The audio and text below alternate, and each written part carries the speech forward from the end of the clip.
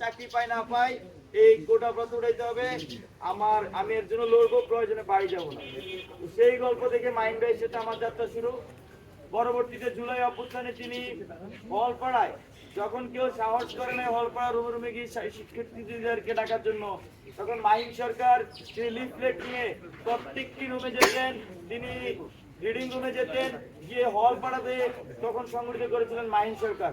কারণ আমরা যারা ছাত্রশক্তি ছিলাম তারা কিন্তু হলপাড়ায় মুভ করতে পারতাম না ছাত্রলীগের কারণে। ওই সময়টাতে মাহিন সরকারের নেতৃত্বে হলপাড়া প্রথমে সুসংগঠিত হয় এবং পরবর্তীতে আপনারা সবগুলো ধারাই জানেন যে মাহিন সরকার কিন্তু সবার আগে বলেছিল যে আমাদের কিন্তু গণভবনের দিকে চোখ দিতে হবে, আমাদেরকে সংসদ ভবন থেকে মার্চ করতে হবে।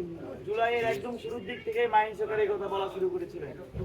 এক পর্যায়ে জুলাইয়ের একদম শেষের দিকে আপনারা যেই চারজন সমন্বয়ক গুরুত্বপূর্ণ ভূমিকা পালন করেন তার মধ্যে অন্যতম ছিলেন মাহিন সরকার, যারা ভিডিও বার্তার মাধ্যমে কর্মসূচি ঘোষণা করতেন এবং ওই সময়ে যে সবচেয়ে কঠিন পরিস্থিতি ছিল গণ অভ্যুত্থানের, সেই মুহূর্তে মাহিন সরকাররা কিন্তু এগিয়ে নিয়ে গিয়েছিলেন জুলাই অভ্যুত্থানকে। আজকেও মাহিন ভাই তার পূর্বের কার্যক্রমে তিনি ধারা বজায় রেখেছেন আমি মনে করি। আমি ভাইয়ের কাছে কৃতজ্ঞ। শুধু আমি না, এখানকার সবাই আমাদেরকে নানাভাবে সাজেস্ট করেছিলেন যে আমরা যাতে একত্রে মুভ করি, যে কোনো ফরম্যাটে হোক।